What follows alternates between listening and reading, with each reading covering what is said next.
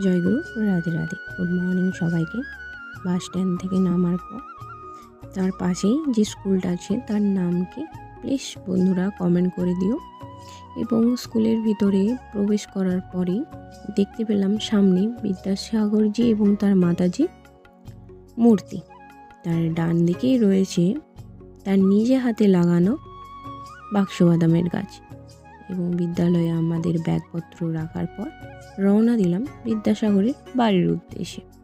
এবং চারিদিকে দেখতে পাচ্ছি তিনি যা যা করেছেন তা চিত্র সাহায্যে অঙ্কন করা দেয়ালে চারিদিকে। ওরা প্লিজ কমেন্ট করে দিও বিদ্যাসাগরের মায়ের নাম কি।